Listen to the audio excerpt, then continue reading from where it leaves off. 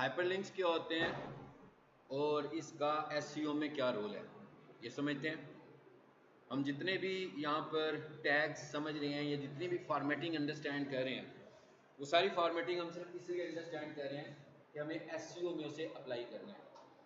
जिसका ताल्लुक वेबसाइट में एसईओ से नहीं है उसे नहीं हम कंसिडर करें, ना ही हमने उसे कुछ करना है, क्योंकि जिसकी वेबसाइट है वो तो उस पर काम करवा चुका हुआ है, उस पर काम मुकम्मल हो चुका हुआ है। सो हमें उस पर कुछ भी नहीं करना।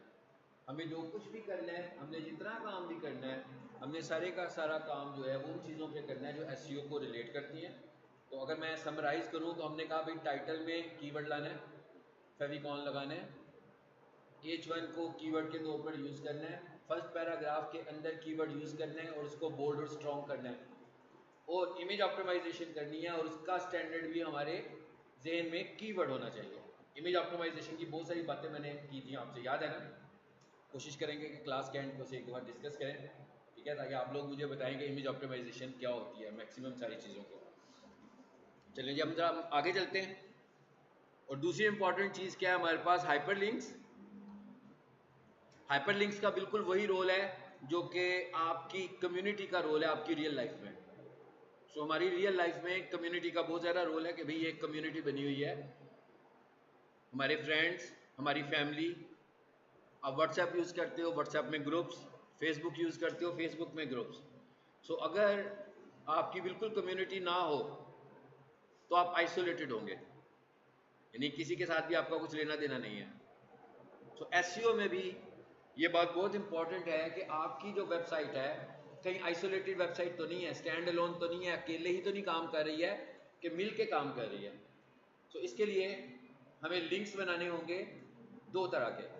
एक लिंक्स विद इन वेबसाइट होंगे, यानी एक वेबसाइट है जिसमें बहुत सारे पेजेस हैं, ऐसे ही है ना। अगर मैं इधर देखूं कितने सारे पेजेस नजर आ रहे हैं हमें वेबसाइट पर, हमें बहुत सारे पेजेस नजर आ रहे हैं। सो पहली चीज क्या है, पहली चीज तो यह है कि इन सब पेजेस का आपस में लिंक हो। कोई भी बंदा अगर कारपेट वॉशिंग वाला पेज खोल के बैठा हो तो किसी ना किसी तरीके से होम पेज पर आ सकता हो। कोई भी बंदा कारपेट वॉशिंग पे बैठा हो और उसने कुछ कांटेक्ट करना हो तो वो अबाउट अस में भी जा सकता हो। सो इसको हम बोलते हैं internal linking with in website. ये वेबसाइट के अंदर लिंक्स हमें बनाने हैं। Number 2, external linking.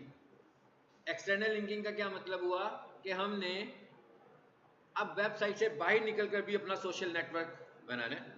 मिसाल के तौर पर आपके पेज से ही वेबसाइट से कोई बंदा यूं गुजरे और अगर वो आपके लिंक्डइन पर जाना चाहता हो तो यहीं पे क्लिक करे तो लिंक्डइन पर चला जाए, यहीं पे क्लिक करे तो आपके पेज पर चला जाए। इसी तरीके से जब आप अपने लिंक्डइन पे काम कर रहे हो और सोशली अपनी चीज़ों को एडवर्टाइज कर रहे हो अपनी लिंक किसी भी सोशल प्रोफाइल के ऊपर, चाहे वो लिंक्डइन हो, चाहे वो फेसबुक पेज हो, चाहे वो इंस्टाग्राम हो, तो हम कहते हैं कि वहां पर लिंक्स लगे हों। और जब आप उन लिंक पे क्लिक करें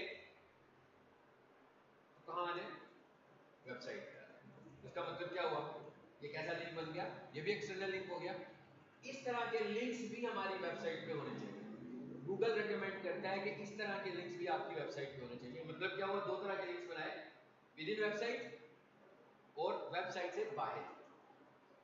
वेबसाइट के बाहर एक्सटर्नल लिंक्स कहलाएंगे, within website internal links कहलाएंगे। इसका मतलब ये हुआ कि हम देखेंगे कि अगर लिंक लगे हुए हैं तो ठीक है, नहीं लगे हुए तो हम लिंक्स भी बनाएंगे। गूगल रेकमेंड करता है कि पूरी वेबसाइट के अंदर जितने भी आपके सारे पेजेस हैं, इंक्लूडिंग आपकी मेन्यू बार, मेन्यू बार भी तो लिंक होती है, इसी तरह सोशल लिंक्स भी तो लिंक्स हैं। अब आपको ये व्हाट्सएप का बटन नजर आ रहा है, ये भी तो लिंक है। हाई पे क्लिक करेंगे तो ये भी लिंक है। अगर ऊपर फेसबुक का बटन बना होता वो भी लिंक था, लिंक्डइन का बटन बना होता वो भी लिंक था। तो ये सब लिंक्स हैं। ये सारे लिंक्स मिलाकर गूगल रेकमेंड करता है कि आपकी वेबसाइट पर 100 लिंक्स होने चाहिए, ऑल पेजेस पर। मेन्यू बार भी शामिल हो गई, इवन फुटर में आओ तो वो भी लिंक्स हैं। ऐसे ही है ना। ये देखिए, मैं अबाउट के पेज पर क्लिक करता हूं तो हम कहां चले जाएंगे, के पेज पर आ जाएंगे इनके। तो ये भी लिंक है। जहां से हम होम पे क्लिक करते हैं तो इधर आ गए, ये भी लिंक है। तो ये सारे हमारे पास लिंक्स बने हुए हैं। अब हम ये देखने लगे कि भाई इन लिंक्स को हम कैसे एडिट करते हैं और कैसे लिंक ऐड करते हैं, ठीक है। इसके लिए जो हमारे पास टैग इस्तेमाल होता है हाइपरलिंक के लिए, वो Ahref का इस्तेमाल होता है। अब मैं लगाने जा रहा हूं इधर,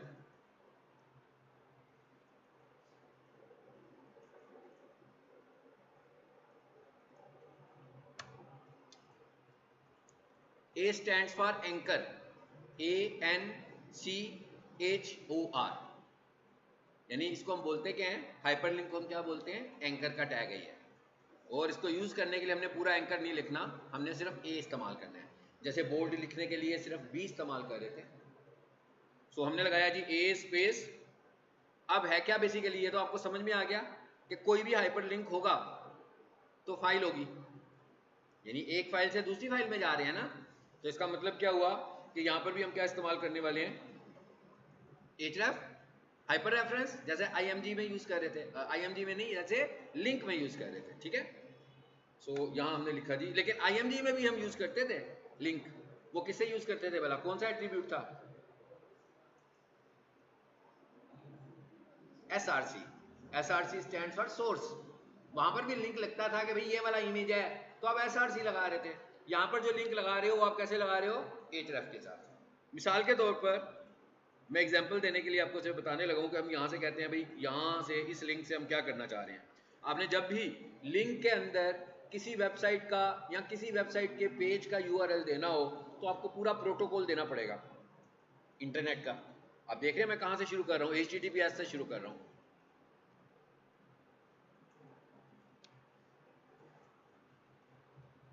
लगा दिया जी हमने। और इसको हमने किस में लिखा, इसको हमने किस में लिखा, डबल कोटेशंस के अंदर, ये भी ज़हन में रखना है।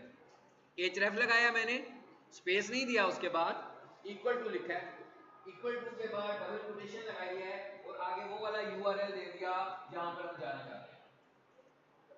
ये मैंने एग्जांपल के लिए आपको GOT से लिख दिया। अगर हमारी अपनी वेबसाइट का कोई लिंक होगा जिसमें मैं जाना चाहता हूँ, मैं उसका URL दे सकता हूँ। अच्छा, उसके बाद अभी बात खत्म नहीं हुई, इसके भी आगे कुछ एट्रीब्यूट्स हैं। अच्छा, एक एट्रीब्यूट क्या है हमारा,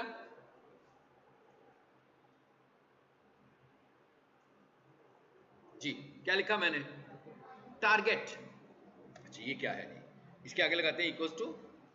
अब भाई हम लिंक बना रहे हैं, जैसे अगर आप उस लिंक को भी देखो,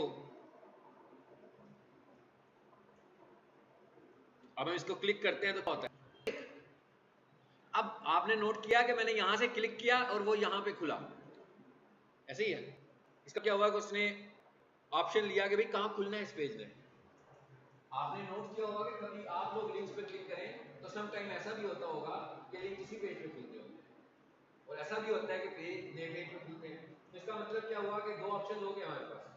लिंक पे जब क्लिक करेंगे तो वो कहां खुलेगा, क्या उसी पेज पर, या फिर क्या उसी पेज पे खुलेगा या फिर नए पेज पे खुलेगा। ये बात बताने के लिए हम कौन सा एट्रीब्यूट इस्तेमाल कर रहे हैं, टारगेट। किस विंडो में खुले भाई, उसी विंडो में खुले कि नई विंडो में खुले, ये बात बताने के लिए हम क्या इस्तेमाल कर रहे हैं, टारगेट। टारगेट के अंदर हमारे पास दो एट्रीब्यूट्स हैं, ब्लैंक और पेरेंट। इन्हें कैसे लिखना है, ये मैंने डबल कोट्स लिए और यहां पर मैंने एक अंडरस्कोर लगाया। ये जो माइनस वाला निशान होता है, शिफ्ट के साथ अगर हम इसको प्रेस करेंगे तो ये नीचे वाला निशान नजर आएगा आपको। और इसके आगे अगर मैंने लिखा ब्लैंक, फिर डबल कोट्स बंद कर दिए, इसका मतलब ये हुआ कि मैं चाह क्या रहा हूं कि नए पेज में खुले। जैसे अभी आपने देखा मैंने क्लिक किया, वो भी हमने नए पेज में खोला। अभी हमने जो क्लिक किया वो भी हमने नए पेज में खोला। तो ये वाला जो बिहेवियर है, ये टारगेट का कौन सा बिहेवियर है, ब्लैंक का। ब्लैंक का मतलब न्यू पेज। अगर मैं ब्लैंक नहीं लिखता और यहां लिख देता हूं पेरेंट, इसका मतलब होता है अब ये वाला टारगेट का बिहेवियर क्या है, कि भाई जो लिंक है वो खुलेगा कहाँ पर, लेकिन दोनों बातों में हम ये बता रहे हैं कि लिंक कहाँ खुलेगा। बस दोनों सूत्रों में हम बात एक ही बता रहे हैं कि लिंक ने कहाँ खुलना है। दो ऑप्शन हैं, या तो उसी पेज पर यानी उसी टैब पर या नए टैब पर। अगर अंडरस्कोर ब्लैंक लगाएंगे तो न्यू टैब, अगर पेरेंट लिखेंगे तो सेम टैब, और अगर कुछ भी नहीं लिखेंगे मतलब किसी ने टारगेट का एट्रीब्यूट यूज ही नहीं किया, मतलब वो बाकी सब कुछ यूज कर लिया, टारगेट को छोड़ दिया, एट्रीब्यूट्स तो ऑप्शनल होते हैं मोस्टली, फिर क्या करेगा ये, फिर भी ये उसी टैब में खुलेगा। इसका मतलब क्या हुआ कि एंकर का बाय डिफॉल्ट बिहेवियर क्या होता है, सेम पेज। बिहेवियर क्या होता है, मैंने क्या बताया, मैंने क्या, अगर तो आप लिखोगे ब्लैंक तो क्या होगा, अगर मैं लिखूंगा पेरेंट वही वाला पेज, और अगर मैं कुछ भी नहीं लिखूंगा फिर भी सेम पेज। उसका मतलब क्या हुआ, उसका बाय डिफॉल्ट बिहेवियर क्या हुआ, सेम पेज होता है। अब हमें एसईओ के तौर पर हम क्या समझते हैं कि पहली बात इन दोनों बिहेवियर में से अच्छा बिहेवियर कौन सा है। पेरेंट वाला अच्छा बिहेवियर है एज ए एसईओ एक्सपर्ट के ब्लैंक वाला। एज ए एसईओ एक्सपर्ट हम ब्लैंक वाले को रेकमेंड करते हैं। क्यों करते हैं, अब यहां पर हमें एक चीज और भी देखनी है। वो क्या देखनी है कि कोई बंदा हमारी वेबसाइट पर आया, ठीक है ना, जैसे हमने कहा भाई वेबसाइट की एसईओ की थी हमने, किसी ने कीवर्ड टाइप किया, हमारी वेबसाइट ऊपर आ गई, फिर वो हमारी वेबसाइट पे आ गया। जैसे वो वेबसाइट पर आया तो उसे एक लिंक नजर आया, तो उसने कहा चलिए इसको खोल देते हैं। शायद उसे वेबसाइट में कोई अच्छी चीज नहीं लगी होगी, तो उसने कहा इस लिंक को खोल कर देखो इसमें क्या है। एकदम से वो आपकी वेबसाइट को छोड़कर चला गया।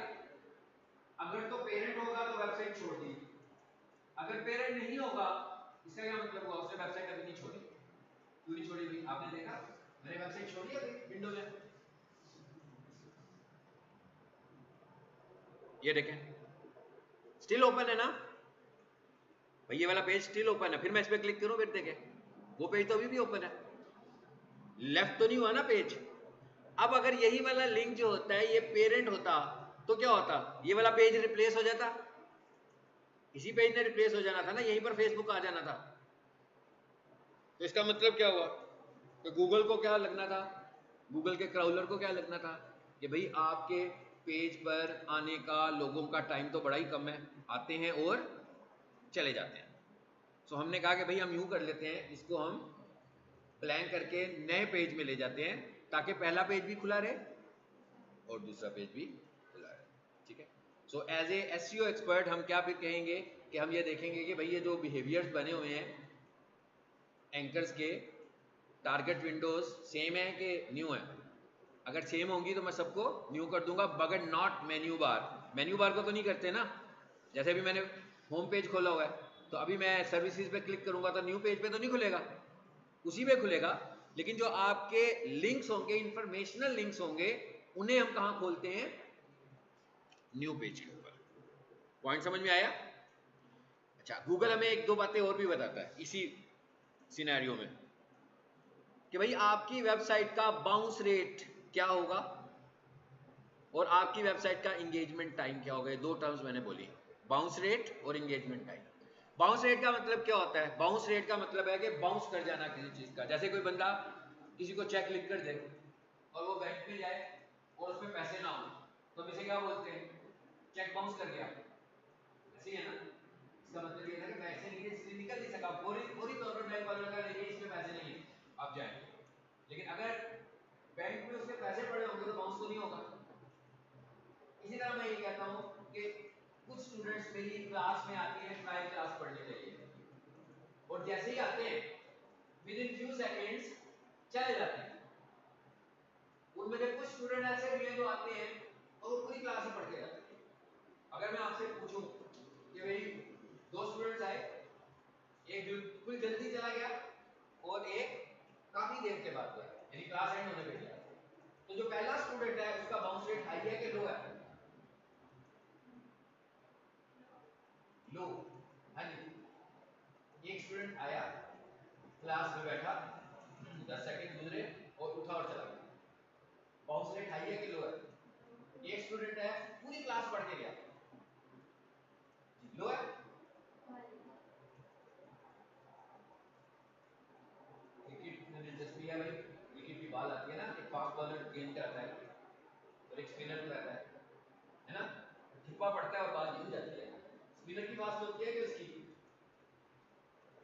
फास्ट वॉलेट ये तो बता दो यार, फास्ट वॉलेट ये होती है, इसका मतलब क्या हुआ?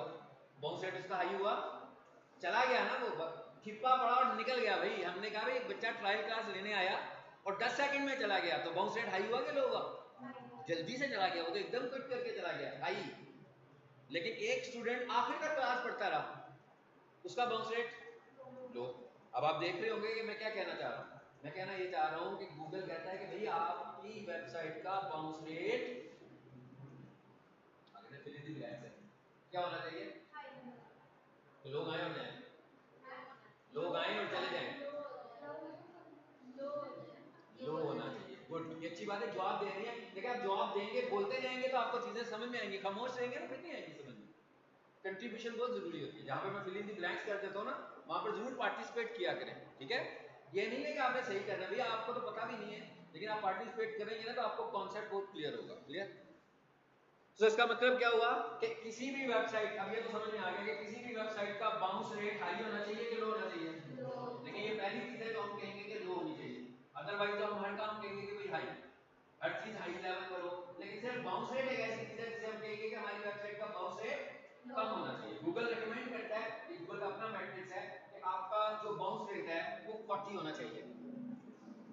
40 से ज्यादा बाउंस रेट है आउट ऑफ 100, 40 से ज्यादा बाउंस रेट है, वो खुद से कैलकुलेट करता है कि कोई कितनी देर में आपके पास रहता है। ठीक है? हमारे पास गूगल का टूल होता है, गूगल एनालिटिक्स, वहां से हमें पता लगता है बाउंस रेट कितना है हमारा। तो कहते हैं 40 से ज्यादा बाउंस रेट है मतलब हाई है, 40 है या 40 से कम है मतलब नॉर्मल है, ठीक है, A1, अच्छा बाउंस रेट कहलाता है। अगर आपकी वेबसाइट का बाउंस रेट 80 है, अगर आपकी वेबसाइट का बाउंस रेट 95 भी लिखा हुआ है, 95 सब कुछ हो जाएगा, वही जबरदस्त, आउट ऑफ 100 95, ये आने का नहीं है, ये जाने का है कि लोग आपकी वेबसाइट पर आते हैं और एकदम भाग जाते हैं। अगर लोग आपकी वेबसाइट पर टिकेंगे नहीं तो एंगेजमेंट कैसे होगी, सेल कैसे होगी? कुछ भी नहीं हो सकता। फिर तो हमें लोगों को अपनी वेबसाइट पे रोकना है। तो इसका मतलब क्या हुआ कि हमें बाउंस रेट को लो करना है। इसका अल्टरनेट मैट्रिक्स क्या है हमारे पास? वो है एंगेजमेंट टाइम। अब ये तो बड़ा सादा सा मैट्रिक्स है ना। अगर मैं आपसे कहूँ कि आपकी वेबसाइट का एंगेजमेंट टाइम ज्यादा होना चाहिए कि कम? ये कम की आवाज आई है मुझे, कौन बोला? कम होना चाहिए कि ज्यादा होना चाहिए? एंगेजमेंट टाइम कैसा होना चाहिए? ज्यादा होना चाहिए। ठीक है? तो उल्टा हो गया ना उसका बिल्कुल। लेकिन अगर आपकी वेबसाइट का एंगेजमेंट टाइम ज्यादा हो गया तो बाउंस रेट कैसा हुआ? कम हो गया ना खुद से। एंगेजमेंट टाइम बढ़ेगा तो बाउंस रेट खुद ही कम हो जाएगा, एंगेजमेंट टाइम कम होगा तो बाउंस रेट हाई हो जाएगा। यानी दोनों एक ही मैट्रिक्स है बेसिकली, लेकिन एक इन टाइम में, इन मिनट्स है, मिनट्स में नहीं है बल्कि 1 मिनट 50 to 60 सेकंड्स। कम से कम हमें 50 से 60 सेकंड किसी को अपनी वेबसाइट में इंगेज करना है। दुकान पर आता है ना कोई ग्राहक, बंदा कहता है ना आ गया भाई ग्राहक आ गया, इसको उसको कहते हैं पानी पियेंगे आप, 30-40 सेकंड तो वैसे ही रोक लिया पानी पिलाने के चक्कर पे, ऐसे ही है ना? नहीं तो वो आया, उसने आपसे पूछा, आपने बताया, उसने कहा हाँ भाई ये तो चीज़ ही नहीं है यहाँ पे, चलो भाई निकलो यहाँ से। हाँ, लेकिन आप उसको रोकेंगे तो उसे कन्विंस कर पाएंगे ना। तो हम चाह रहे हैं कि हम क्लाइंट को अपनी वेबसाइट पे पहले रोकें। अब आप अपनी वेबसाइट पे कैसे रोकेंगे? कोई वास्ता देके तो नहीं रोकेंगे ना। हाँ, कैसे रोकेंगे?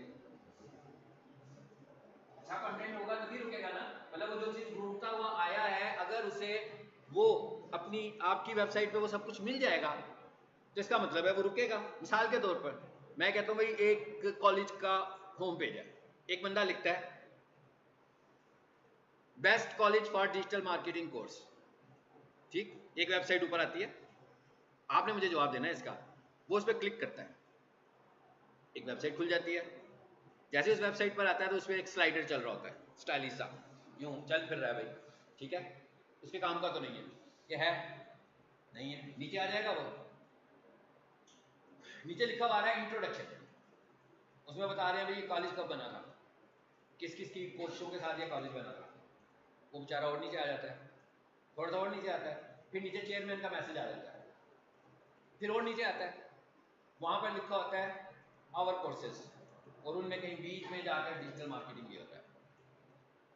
अब आप मुझे बताएं कि इस वेबसाइट का बाउंस रेट हाई होगा कि लो होगा? हाई होगा। और वो बंदा खुश होगा कि मायूस होगा उस वेबसाइट से? मायूस हो जाएगा ना, और शायद 1 मिनट ना गुजारे, यूज स्क्रॉल करेगा थोड़ा सा और उसके बाद कहेगा ये कहाँ आ गया हूँ मैं। हाँ, ये तो ऐसी है ना जैसे किसी को बुलाया जाए और एड्रेस जंगलों का दे दें आप, जैसे चाय पार्टी पे बुलाएं और पता लगे वो ऐसे जंगल समुद्र में से गुजर के दूसरी तरफ जा रहा है, वहाँ पे झाड़ियाँ और कुछ भी नहीं मिल रहा उसको। ये बिल्कुल ऐसी जगह पर आपने अपनी वेबसाइट में किसी को बुलाया। अब जरा दूसरी तरफ आ जाते हैं। अब हम कहते हैं जब उसने क्लिक किया तो वो किसी एक वेबसाइट के उस पेज पर गया जो डिजिटल मार्केटिंग के मुतालिक था। ठीक, उसमें क्या है, उसमें 2 वीडियोस लगी हुई हैं।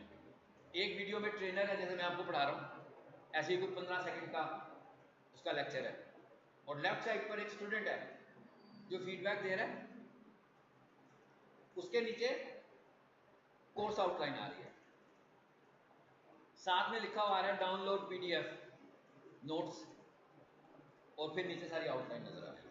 क्या ख्याल है? अब बताएं, इस पे रुकेगा या नहीं रुकेगा? सारा मटेरियल उसी का है ना, जो वो मांग रहा था वही सब कुछ उसको मिल गया। उसे ये भी पता लग गया कि टीचर पढ़ा रहा है तो कैसा पढ़ा रहा है। उसे ये भी पता लग गया कि अगर मैं पढ़ूंगा तो स्टूडेंट का फीडबैक भी उसे वहां से मिल जाएगा। उसे ये भी पता लग जाएगा कि कोर्स कौन सी है, उसे ये भी पता लग जाएगा क्लासेस कब शुरू होने लगी हुई हैं, और वो अगर कोई नोट्स की कोई 1-2 लेक्चर्स को डाउनलोड करना चाहे तो वो भी ऑप्शन वहां पर हो। तो और ज्यादा देर हमने उसे रोक लिया। जब वो डाउनलोड का बटन दबाएगा फौरन तो नोट्स डाउनलोड नहीं होंगे, तो टाइम तो लेंगे ना नोट्स डाउनलोड होने में। तो इसका मतलब क्या हुआ कि वो जो 1 मिनट वाला हमारे पास था, एक टेन्योर था, उससे ज्यादा ही हमने उस बंदे को वहां पर जोर जबरदस्ती रोक लिया।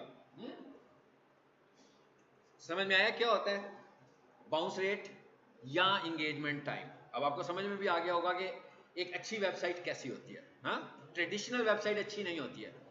वेबसाइट वो वाली अच्छी होती है जो फोकस्ड हो, यानी अगर कोई बंदा लिखता है डिजिटल मार्केटिंग कोर्स तो उसको डिजिटल मार्केटिंग के पेज पर जाना चाहिए। अगर कोई बंदा लिखे वेब डेवलपमेंट कोर्स तो उसे वेब डेवलपमेंट के पेज पर जाना चाहिए। अच्छा, अब आ जाते हैं जी आगे जो हम बात कर रहे थे। मेरा ख्याल अभी ये समझ में आ गया आपको क्या लिखना चाहिए यहाँ। गुड। इसके अंदर भी हमारे पास एक एट्रीब्यूट है वही वाला जो कि आईएमजी में था, टाइटल। टाइटल के एट्रीब्यूट में क्या होता है पता ना क्या होता है? क्या होता था इमेज में? बिल्कुल, mouse over. Good. Mouse over के ऊपर एक मैसेज आ जाता था लिखा हुआ, जैसे विंडोज में टूल टिप आती है। ठीक है, तो अब हम ये कह रहे हैं कि कोई भी बंदा हाइपरलिंक के ऊपर माउस रखे तो कोई मैसेज आ जाए।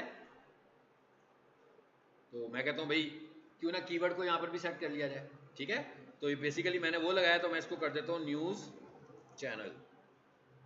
बंद हो गया, टैग मुकम्मल।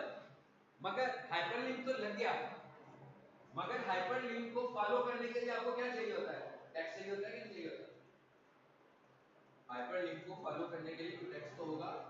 मतलब क्लिक तो करना है किसी चीज पर, क्लिक के बाद टेक्स्ट तो कोई भी नहीं दिया हमने। हमने ये तो नहीं दिया कि यहाँ पे क्लिक करोगे तो ये हाइपरलिंक खुलेगा, ऐसे ही है ना? जैसे आपने वहां पर देखा था, वहां पर लिखा हुआ था फेसबुक पेज, उस पर क्लिक किया तो वो फेसबुक पर ले गया उसको। यहाँ पर तो ऐसा कुछ नहीं लिखा हुआ। इसका मतलब क्या हुआ कि एंकर का एक पार्ट कौन सा है? Clickable text. एंकर का एक पार्ट कौन सा है? Clickable text. वो वाला पार्ट एंकर के बाद आता है, क्लोजिंग से पहले, स्टार्टिंग एंकर के बाद और क्लोजिंग एंकर के पहले। आपने देखा ना स्टार्टिंग एंकर, एंकर स्टार्ट कहां से हुआ भाई? यहां से, और ये स्टार्टिंग एंकर क्लोज भी हो गया ना? लेकिन अभी तक क्लोजिंग एंकर तो नहीं लगाया। इसके बीच में क्या आएगा? क्लिकेबल टेक्स्ट, कि जिसे क्लिक करेंगे तो फॉलो करेगा। सो मैंने यहां लिखा न्यूज चैनल, लिख दिया जी। समझ में आई बात के नहीं? ये जो लिखा ना मैंने न्यूज चैनल, ये वेबसाइट पर नजर आएगा न्यूज चैनल, मगर ये हाइपरलिंक बना होगा। जब कोई बंदा यहां क्लिक करेगा तो वो हाइपरलिंक खुलेगा, यानी वेबसाइट कब खुलेगी। इसका मतलब क्या हुआ कि अगर ये न्यूज चैनल नहीं होगा, इसका मतलब क्या हुआ? अगर ये न्यूज चैनल, अगर ये न्यूज चैनल नहीं होगा तो हाइपरलिंक तो खोल ही नहीं सकते आप। ये खोल सकते हैं, इसी से तो खुलना है उसने। और ये जो एंकर का टैग है, ये कैसा टैग हुआ भला? एंकर का टैग कैसा हुआ जी? एंकर का टैग कैसा हुआ? पेयर टैग के सिंगुलर टैग?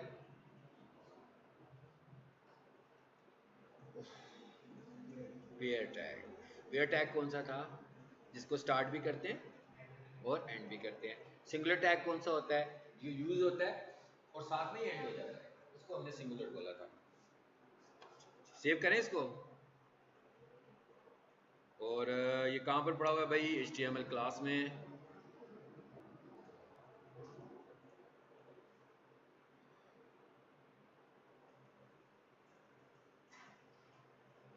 यही है, लिंक आ गया कि नहीं आया? न्यूज चैनल लिखा हुआ है। फॉर इंस्टेंस सोचें अगर मैंने न्यूज चैनल ना लिखा होता तो मैं लिंक को क्लिक कर सकता था? नहीं, यही तो क्लिकेबल टेक्स्ट है, लेकिन ये इमेज के साथ ही अटैच हो गया। इसका हल कोई एसईओ का हल नहीं, सिर्फ ये HTML का इसकी सॉल्यूशन देख लें क्या भाई। यहाँ पर एक टैग लगाओ, उसको बोलते हैं हम BR, लाइन ब्रेक। जैसे वो वर्ड में लेटर लिखते हुए एंटर दबाते हैं ना हम लोग, आप ये समझ लो कि हमने यहाँ पर एंटर दबा दिया, ठीक है। एक BR का मतलब होता है कि एक लाइन ब्रेक आपको मिल जाएगी।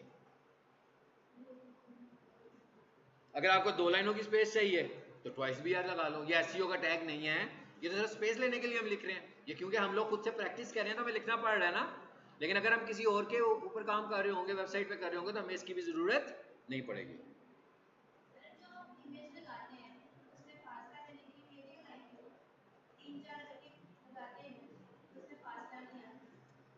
आप BR लगा के नीचे वाली लाइन में आ जाएं। हमें सिर्फ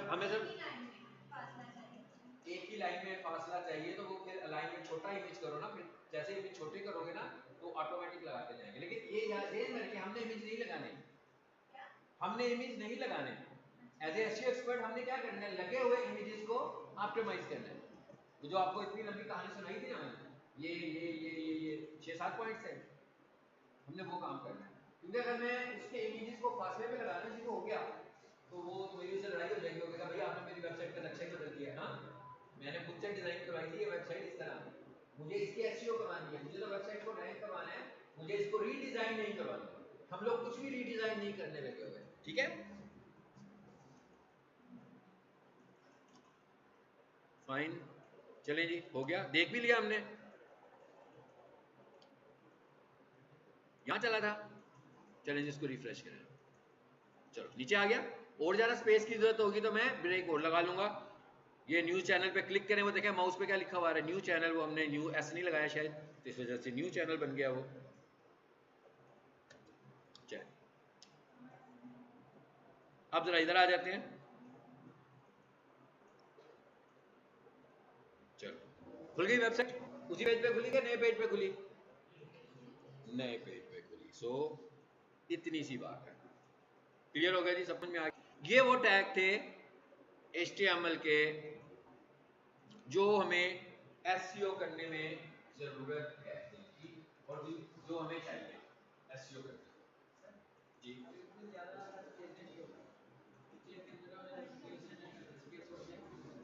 यार अभी कहाँ था तीन लगाओगे तो इधर आ जाएगा, मैं क्या तीन लगाओगे तो इधर आ जाएगा, ठीक है। ये जितने भी HTML टैग्स आपने पढ़े हैं इनकी आपकी प्रैक्टिस बहुत अच्छी होनी चाहिए। अब अगले फेज में हम क्या करने वाले हैं? पहले फेज में तो हम लोगों ने सिर्फ ये टैग्स पढ़े हैं। अगले फेज में हम लोग अपनी एक वेबसाइट की प्रैक्टिस करेंगे। यानी कि अब वो सिंपल फाइलें नहीं बनानी, बल्कि अब हम क्या करने वाले हैं, मैं आप सब लोगों को एक लिंक दूंगा, बल्कि वो ऑलरेडी लिंक पड़ा भी हुआ है, उसको मैं दोबारा से शेयर करूंगा व्हाट्सएप चैनल के ऊपर। आपने उसे डाउनलोड कर लेना है, तो वो पूरी की पूरी एक वेबसाइट है। आपने सब लोगों ने उस वेबसाइट को अपनी वेबसाइट बना लेना है। ऑफलाइन है, यानी कि आपके लैपटॉप पे ही काम करेगी, उसके लिए लाइव होने के लिए ज़रूरत नहीं कि उसको लाइव करें। वो वेबसाइट के तौर पर आपके कंप्यूटर पर चल रही होगी, और अगर आपके पास डोमेन और होस्टिंग होगी तो आप उसको लाइव भी कर सकते हैं। यानी अगर आप उसे लाइव करना चाहेंगे तो आप डोमेन होस्टिंग लेकर उसको लाइव भी कर सकते हैं। और डोमेन कहाँ से लें? हाँ जी, कहाँ से लें? घर से? कहाँ से? पहला लेक्चर दिया था आप लोगों को डोमेन भाई परचेज करने का, गो डैडी, सर्वर सी, कितने सारे तो बताए थे आप लोगों को। हाँ, उनमें से किसी भी कंपनी से ले, वो सारी कंपनी ही तो है। ये ठीक है, अच्छा क्वेश्चन। अब ये तो शरारते हैं ना, क्वेश्चन तो नहीं है ना। ठीक है, तो वो ना लेना आप, इसीलिए तो कह रहा हूँ आपको, मैंने डोमेन खरीदने के लिए कह रहा। हाँ, तो पैसे तो खर्चने पड़ेंगे ना भाई, जो सबसे सस्ता लगे उससे ले लो, सिंपल सी बात तो यही है ना।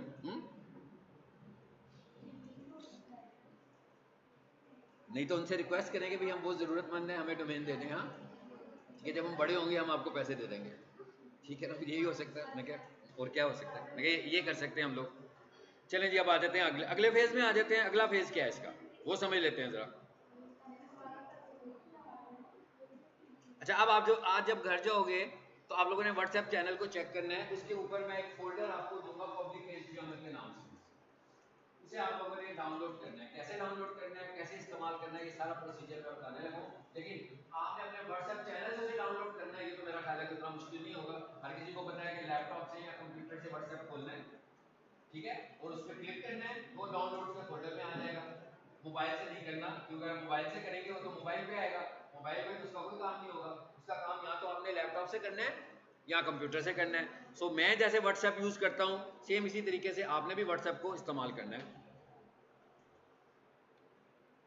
इधर है, जरा देखिए इधर कहाँ है चैनल्स, इधर आते हैं।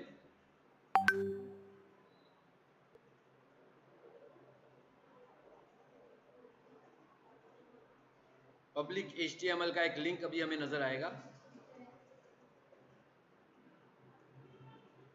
उसी को मैं दोबारा कॉपी कर देता हूँ। ये कौन सा लिंक आया है, गूगल सेटिंग्स का।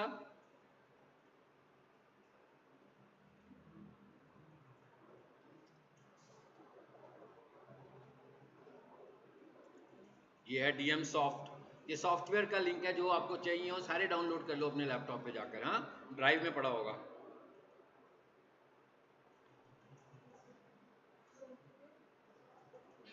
सॉफ्टवेयर जो मैं यूज़ करता हूँ ना, जैसे मैं रिकॉर्डिंग यूज़ कर रहा हूँ, फिल्मोरा यूज़ करना होगा, कितनी सारी चीज़ें हैं जिसमें सब कुछ पड़ा होगा।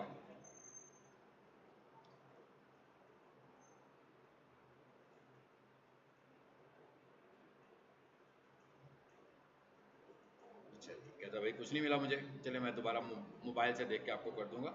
यहाँ पे मुझे शायद मैं ओवरलुक कर गया हूँ उसको।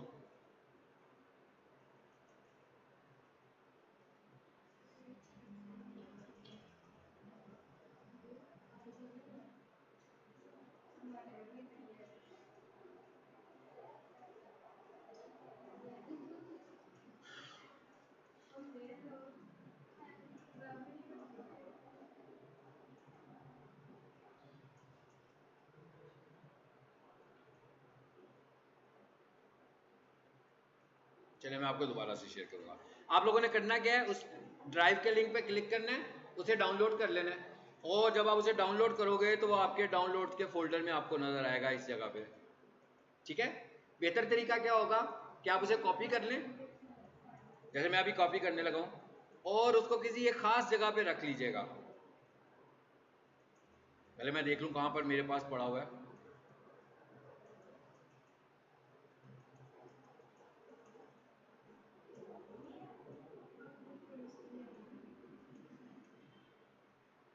ठीक है, ये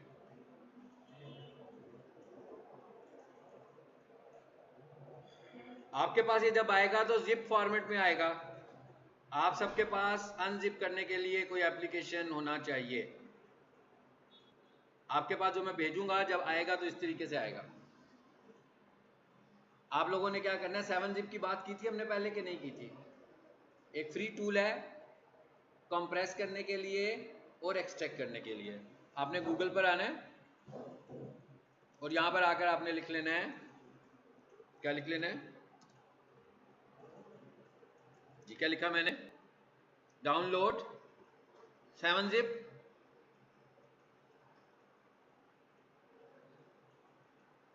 ये फ्री मिल जाएगा आपको टूल, ठीक है ना, इसके लिए कोई लाइसेंस नहीं खरीदना पड़ता। ये फ्री टू यूज है। इसमें हम अपने डाटा को कंप्रेस भी कर सकते हैं। कंप्रेस क्यों करते हैं, जब हमने एक जगह से दूसरी जगह डाटा भेजना होता है तो हम कंप्रेस करते हैं और अनकंप्रेस भी कर सकते हैं। सो मैं इसे डाउनलोड करना है, ये डाउनलोड का ऑप्शन आ रहा है, इसी तरह आपने भी इस पर क्लिक कर देना है।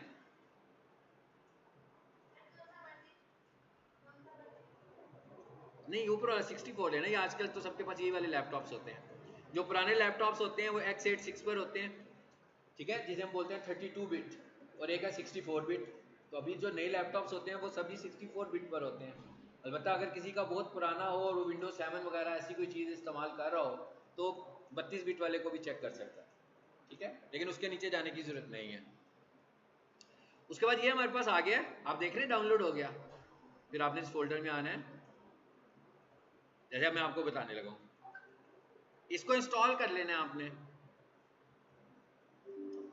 कोई मुश्किल काम तो नहीं है, सिंपल इंस्टॉल का बटन है।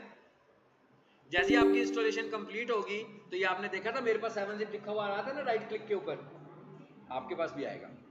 इसको इंस्टॉल करने के बाद आपने एक दफ़ा अपने लैपटॉप को या कंप्यूटर को रीस्टार्ट कर लें अगर आपको वो ऑप्शन नज़र ना आए। मिसाल के तौर पर जैसे अभी मैंने खोला था, देखिएगा स्क्रीन पे, इस पर मैंने किया था राइट क्लिक, तो यहाँ पर मुझे नज़र आया था ना 7zip। कैसे नज़र आएगा, क्या लिखा हुआ है, ये डिजिटल मार्केटिंग नहीं है, ये एसईओ भी नहीं है भाई, ये मैं विंडो इस्तेमाल कर रहा हूँ। हाँ, तो इतनी चीज़ें आपको आनी चाहिए। 7zip आ गया, और मैंने इसको जिप करना होगा तो ये क्या लिखा हुआ आ रहा है, कोई मुश्किल बात तो लिखी भी नहीं हुई है ना, लेकिन आपके पास तो ये ऑलरेडी जिप फॉर्मेट में ही आएगा। तो आपने क्या करना है, ये जो मैंने जिप बनाया ना इसको करना है आपने, जब आप इसे डाउनलोड कर लोगे ना आप इसे कॉपी कर लीजिएगा, और अगर आप लोगों के कंप्यूटर पर एक से ज़्यादा ड्राइव्स बनी हो सी और डी, तो रिकमेंडेड ये है कि आप इसको डी में रखें। लेकिन अगर आपके कंप्यूटर में सी ड्राइव ही हो सिर्फ, तो फिर आप सी ड्राइव पर जाकर एक नया फोल्डर बना लें, किसी भी नाम का बना लें। फॉर इंस्टेंस एग्जाम्पल के तौर पर मैं बताता हूँ कि आपने इसका नाम रख लिया माई प्रोजेक्ट फॉर इंस्टेंस, आप कुछ भी रख सकते हो भाई, आपकी मर्जी है, आप कोई भी नाम रख सकते हैं। और यहाँ पर आकर मैंने उसको पेस्ट कर दिया, आ गया। आपने ये क्या किया, व्हाट्सएप से लिंक पे क्लिक किया, डाउनलोड किया, उससे पहले आपने क्या किया, 7zip इंस्टॉल किया। आपने 7zip इंस्टॉल भी कर लिया, डाउनलोड भी कर लिया, अब कॉपी पेस्ट कर लिया। अभी तक आप इसे इस्तेमाल नहीं कर सकते जब तक आप इसको एक्सट्रैक्ट नहीं कर लेंगे। ये जी भाई शिफ्टिंग करते हैं ना हम लोग, सामान पैक करते हैं, कॉटन में सारा घर का सामान डाल देते हैं ना, नई जगह पर जाते हैं, फिर क्या करते हैं, कार्टन खाली करते हैं, सामान निकालते हैं। आप समझ लो इसको हमने पैक कर दिया, इसका मतलब इसे यूज करने के लिए क्या करना पड़ेगा, अनपैक करना पड़ेगा ना इसको। अनपैक करने के लिए मैं फिर 7zip इस्तेमाल करने लगा हूँ। पैक करने के लिए भी वही यूज किया है, अनपैक करने के लिए भी वही यूज हो सकता है। इस पर राइट क्लिक करो, ये क्या लिखा हुआ है जी, शो मोर ऑप्शंस। भाई अगर किसी के पास 7zip के अलावा कोई और जिपर हो, फॉर इंस्टेंस विनराट भी हो सकता है, ठीक है, विनजिप भी हो सकता है, तो फिर उसको ये करने की जरूरत नहीं है, उसी से ये काम हो जाएगा। मगर एक चीज याद रखिए, जब हम होस्टिंग में अपनी वेबसाइट को अपलोड करते हैं तो वहां पर जो उसकी जिप टेक्नोलॉजी है वो विनजिप है, और विनजिप सपोर्ट करता है, वो विनराट को सपोर्ट नहीं करता। तो अगर विनराट से कुछ जिप करके उधर लेकर जाएंगे तो एरर आएगा। इसका मतलब क्या हुआ, हमारे पास जिप टेक्नोलॉजी होनी चाहिए। तो विनजिप भी जिप टेक्नोलॉजी है और 7zip भी जिप टेक्नोलॉजी है। तो इसका मतलब क्या हुआ, ज्यादा बेहतर बात यह है कि आपके पास यहाँ विनजिप हो या 7zip हो, ठीक है जी। क्या करें, अब 7zip में आए वापस, देखें यहाँ पर क्या लिखा हुआ आ रहा है, पढ़ लीजिएगा जरा, क्या लिखा हुआ आ रहा है, मतलब क्या है इसका, बड़ा आसान सा मतलब है। क्या मतलब है भाई, मुझे क्या मतलब है इसका, कि भाई इसको अनपैक कर दो इसी जगह पर, ऐसे ही है ना। हो गया अनपैक, इसका काम अब खत्म हो गया। जो आपको ब्लू कलर में नजर आ रहा है ना भाई, इसको, ये क्या था, ये कार्टन था ना हमारा, ठीक है। अगर आपको फार फ्यूचर के लिए चाहिए हो कि भाई इसको मैं डिलीट करूं फिर मेरे पास आ जाए, इसको अपने पास रखें, मगर इस पे काम नहीं कोई करना आपने, इसे क्लिक करके खोलना नहीं है। खोलना किसको है, जो अनपैक्ड होगा ये वाला, समझ में आ गया। ये पूरी वेबसाइट है। मैं थोड़ी देर के लिए काम करता हूं, इसको डिलीट कर दूं, मैंने इसे डिलीट कर दिया। अब जरा देखते हैं कि ये पब्लिक HTML का फोल्डर है। बेसिकली ये पब्लिक HTML होस्टिंग में आपकी वेबसाइट का फोल्डर का एक सिस्टम फोल्डर होता है जिसमें हमारी वेबसाइट का सारा डाटा पड़ा होता है। सो मैं इसे खोलूंगा तो आप देखें आपको सारी वेबसाइट मिल गई है आपको, ऐसे ही है ना। यहां पर देखिएगा अब आपको एक फाइल मिलने वाली है, वो कौन सी फाइल है, क्या नाम है जी फाइल का, इंडेक्स। इतनी बड़ी वेबसाइट है,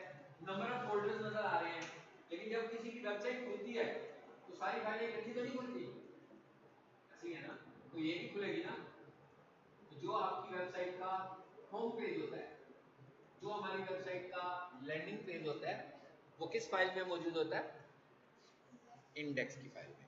तो जब हम होस्टिंग खरीदते हैं, डोमेन लेते हैं और अपनी वेबसाइट को पब्लिक HTML में अपलोड कर देते हैं और अनजिप भी कर देते हैं, जैसे मैंने अभी किया, बिल्कुल ऐसे ही करते हैं, तो वो वेबसाइट ऑटोमेटिकली कौन सी फाइल को पिक करती है वेबसाइट को चलाने के लिए? इंडेक्स की फाइल। अभी तो हम होस्टिंग में तो नहीं काम कर रहे ना, अभी तो हम लोकल काम कर रहे हैं, अपने कंप्यूटर पे काम कर रहे हैं। सो कंप्यूटर पे काम करने के लिए हमें क्या करना है? खुद से वेबसाइट को खोलना है। तो इसका मतलब क्या हुआ कि आप पूरी वेबसाइट का पेज किससे खोलोगे घर जाके? इंडेक्स से। वो सारा प्रोसेस करने के बाद जो मैंने अभी बताया, खोले,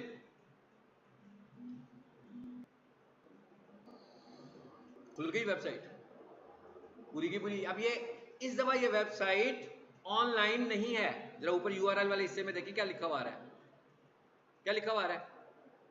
URL को छोड़ दो, उससे पहले क्या लिखा हुआ है? सी से पहले क्या लिखा हुआ है? फाइल।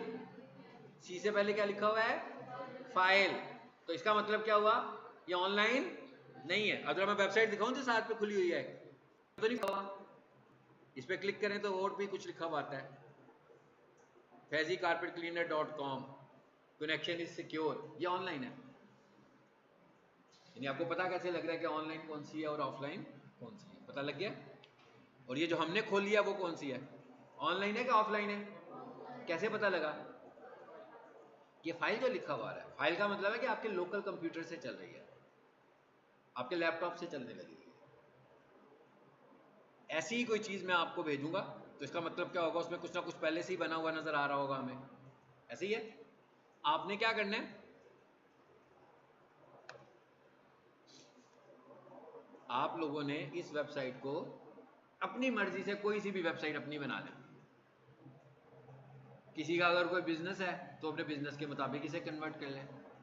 किसी का अगर किसी टॉपिक में इंटरेस्ट है तो इसको वैसे ही कर ले। कैसे होगी ये भाई?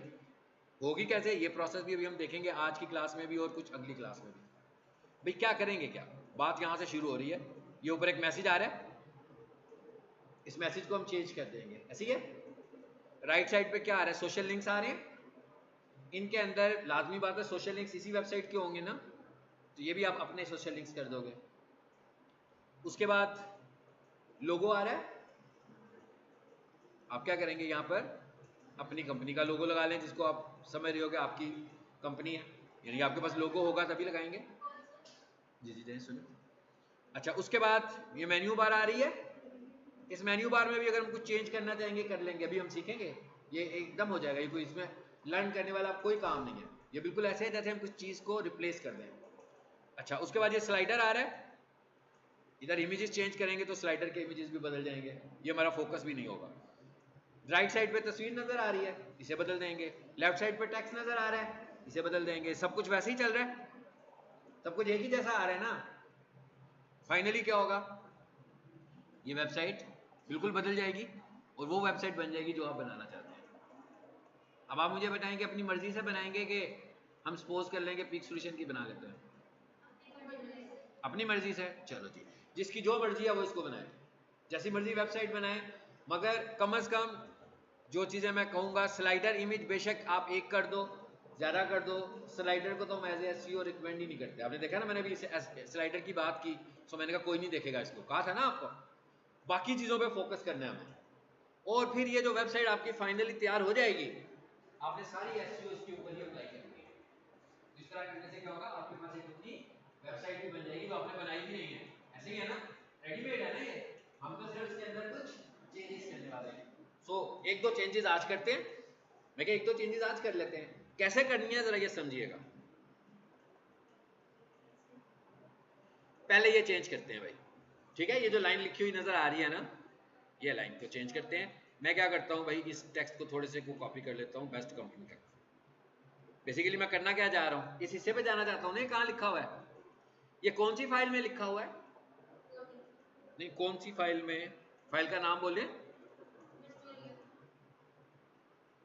जी। कौन सी फाइल में? इंडेक्स की फाइल में। इसका मतलब क्या हुआ कि इसमें जितनी भी ये जितना कुछ मैंने आपको दिखाया, ये सब कुछ इंडेक्स में पड़ा हुआ है। इसका मतलब क्या हुआ कि सारी एडिटिंग करने के लिए आप किस में जाओगे? इंडेक्स में जाओगे। अगर काम करते हुए कोई गलती हो जाएगी तो आपके पास जिप फॉर्मेट पड़ा हुआ है, इसे डिलीट कीजिएगा और फिर जिप फॉर्मेट को लोड कर लीजिएगा और फिर दोबारा से काम शुरू कर लीजिएगा। समझ में आ गया? इसको चेंज कैसे करते हैं? क्या करें भाई? इस फाइल में चेंजेस करनी है,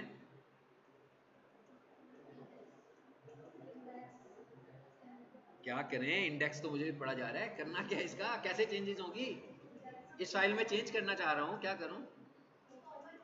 ओपन करना है, बिल्कुल अच्छा बताया आपने। कैसे करना है यही तो पूछ रहा हूं। हैं? डबल क्लिक करके तो खोला था ना यार, उधर से तो वापस आ गया हूं मैं आपके पास। ये खुला हुआ है, यहां से तो मैं आपको वहां ले गया हूं ना। मैं कह रहा हूं इसमें चेंजेस करनी है। वो तो खुली हुई थी इंटरनेट ब्राउजर में, वहां तो नहीं खोलनी ना, चेंजेस करनी है। कहां करूं, क्या करूं भाई? इस पे करें राइट क्लिक। कहा मुझे राइट क्लिक का कोई ऑप्शन आवाज नहीं आई है। ये नीचे क्या लिखा हुआ आ रहा है? Edit with notepad plus plus. भाई उधर ही लेकर जाएं जहां फाइलें बना रहे थे आप पहले। चलो ये फाइल आपके सामने आ गई, इंडेक्स की सारी फाइल खुल गई है। अभी हम सिर्फ पहले एक काम करने लगे हैं, जो काम अभी करने लगे हैं हम फोकस उसी को देखते हैं। क्या करने लगे थे? मैंने टेक्स्ट लिखा था कि भाई कहाँ लिखा हुआ है उसको मैं चेंज करके अपना टेक्स्ट बना लूँ। सो यहाँ पर मैं फाइंड की कमांड इस्तेमाल करूंगा। कंट्रोल एफ उसका शॉर्टकट होता है और यहाँ पर मैं उसको पेस्ट करूंगा कंट्रोल पी करके। आ गया?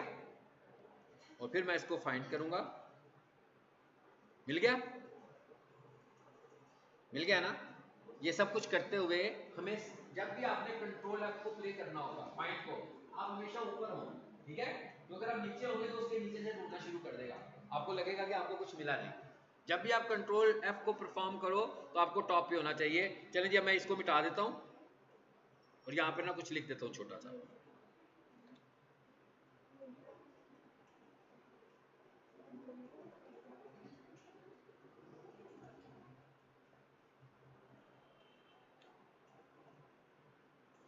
ये सारा मैंने मिटा दिया भाई, यहां पे कुछ और लिख देते हैं।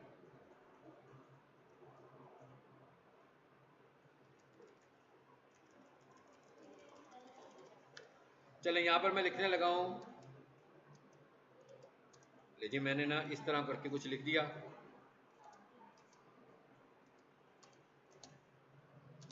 ठीक है, बस इतना सा मैंने लिख दिया। बाकी आप लोगों ने जो लिखना होगा वो लिख लीजिएगा। इसे सेव करते हैं और जरा देखते हैं कि आउटपुट क्या आ रही है। फाइल ही है ना ये, इसी में चेंज किया हमने। सेव का बटन प्रेस किया मैंने जी, किया। ओके, आ गया, चेंज हो गया। ओके, अच्छा अब जरा आगे चलते हैं। इनको ढूंढना है हमने, सोशल आइकन्स को। अब ये भी आपको पता लग रहा है टॉप पर ही है, ये सबको पता लग रहा है ये क्या है, फेसबुक है। अब इस फेसबुक के अंदर किसी के फेसबुक पेज का यूआरएल होगा, ऐसे ही है ना? थोड़ी सी कॉमन सेंस को भी यूज करना है। तो अब मैं उस जगह पे जाने लगा, मैं फिर वापस आ गया यहाँ पे। और मैंने क्या कहा था, परफॉर्म करने से पहले क्या करूं मैं? टॉप पर आ जाऊं, लाइन नंबर 2 में आ गया, कंट्रोल एफ किया, फेसबुक किया,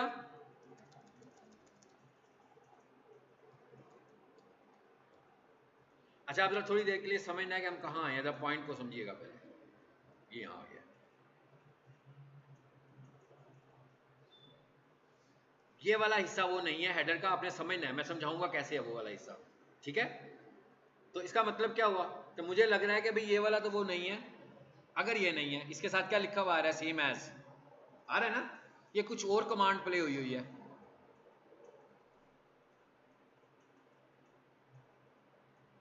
देखें इसके ऊपर क्या लिखा हुआ आ रहा है? स्कीमा। ये वाला अगर आपको मिलेगा तो ये वाला नहीं है। अब मैं क्या कहता हूं भाई, अगले वाले फेसबुक को ढूंढो, ऐसे ही है ना? तो फिर मैं कंट्रोल एफ करता हूं और मैं कहता हूं फाइंड नेक्स्ट। अब एक और फेसबुक आ गया। मेरा ख्याल है सबको पता लग रहा होगा कि शुरू के लेसन में मैंने जो आपको बताया था स्टाइल शीट के मतलब कि एडवांस फॉर्मेटिंग स्टाइल शीट की होती है। तो ये स्टाइल शीट का डिजाइन बनाया हुआ किसी ने कि फेसबुक का कलर कैसा होगा, ठीक है, बैकग्राउंड कलर कैसा होगा, ये भी हमसे रिलेट नहीं कर रहा। फिर मैं फाइंड नेक्स्ट करता हूं। अब देखें जरा क्या आया है। पहचाना कैसे है मैंने इसको? 247वीं लाइन पर लिखा क्या हुआ है? Social icons. पता लग गया कि किसी ने सोशल आइकॉन की क्लास बनाई हुई है, डिजाइन बनाया हुआ है, सब कुछ यहीं पे पड़ा हुआ है भाई। अब आपने क्या करना है, यहां पर आना है। ये देखें किसका पेज आ रहा है? सोफा वाले का आ रहा है। आपने क्या करना है, यहां पर इसको मिटाना है। आपका फेसबुक पेज होना चाहिए, ठीक है? तो जो भी आपका फेसबुक पेज बना होगा सिर्फ वो लगा देंगे। जैसे मैं यहां पर लिख दूं,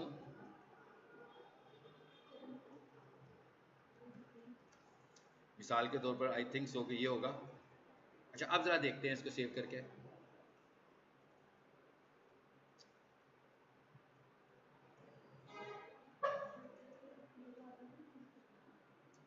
इस पर क्लिक करें, जरा देखते हैं कौन सा पेज खुलता है। भी खुला ना? तो आप अपना पेज लगाओगे तो आपका पेज खुलेगा। तो इसको अच्छे तरीके से पहले स्टडी कर लीजिएगा कि चार जो सोशल आइकॉन्स आ रहे हैं, हर सोशल अकाउंट होगा तो ठीक है, लेकिन अगर आपका अभी नहीं बना हुआ सोशल मीडिया पर, खाली अभी आपने पढ़ा भी नहीं होगा कुछ लोगों ने, है ना? तो अगर किसी को पेजेस बनाने नहीं आते तो कोई बात नहीं है, इसका हल आपको बताता हूँ फिर क्या कीजिएगा, ताकि जब आपको बनाने आ जाएंगे तो आप इसको लगा लोगे। इसका हल फिर ये है जी, कहाँ लगाया मैंने? नजीब सॉल्यूशंस, ये लिखा है ना? फिर आपने हर किसी के अंदर आगे क्या करना है,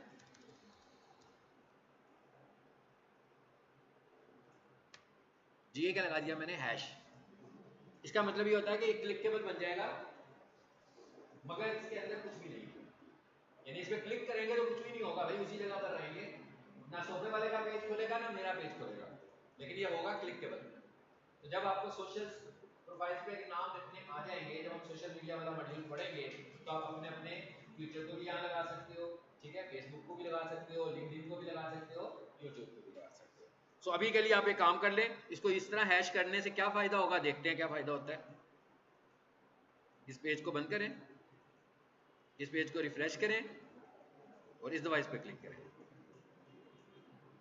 क्या हुआ? कुछ नहीं खुला ना इस दफा, इस बार ब्लैंक पेज खुल गया ना, कुछ भी नहीं खुला। तो अगर आपका नहीं होगा तो आप हर किसी के आगे क्या लगा दो, हैश लगा दो। और पूरा हैश अगर आप चाहो कि यहां पर भी ना आए तो आप ये भी कर सकते हो। देखिए क्या कर सकते हैं, ये लिखा रहने देंगे तो आपको याद होगा ना कि इस तरीके से हमने करना था, नहीं तो हम ये भी कर सकते हैं, href इक्वल्स टू हैश। भाई सर उठा लो, ना करो, इसे उठाओ सर यार, क्या हो गया यार, बोर कर रहे हो यार, मैं बोर कर रहा हूं, मुझे तो ना बोर करो यार, है ना?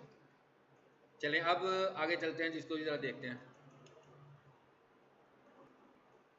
रिफ्रेश, अब जरा इस पर क्लिक कीजिए, उसी पेज पर रहा है ना, ये नए पेज पर आ रहा है, पता लग रहा है ना आपको क्यों आ रहा है? हमने खुद किया हुआ है ना कि ब्लैंक पेज किया हुआ है। अगर मैंने पेरेंट रखा होता तो उसी जगह पर रहता, बिल्कुल ही मूव ना करता। चलें आगे नेक्स्ट क्लास में करेंगे, इतना काम आज के लिए काफ़ी है। अगली क्लास में इसको हम कंप्लीट करेंगे और यहाँ पर मैं आप लोगों के साथ शेयर भी कर दूंगा इस जगह पर कि आप इसको डाउनलोड करें।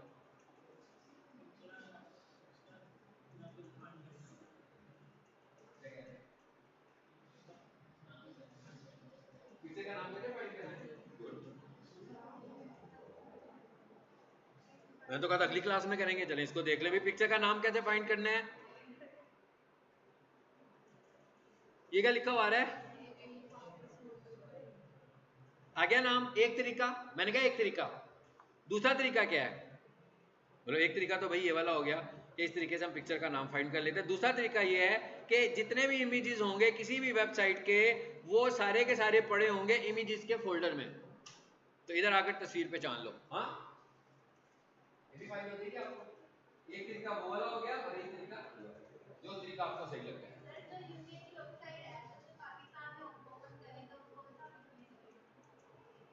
ये एसईओ का क्वेश्चन है? नहीं पता नहीं, मुझे भी नहीं पता। वीपीएन पे ना गवर्नमेंट ने वैसे ब्लॉक किए हुए हैं, मुझे लगता है तो बहुत सारे वीपीएन उन्होंने ब्लॉक कर दिए हैं।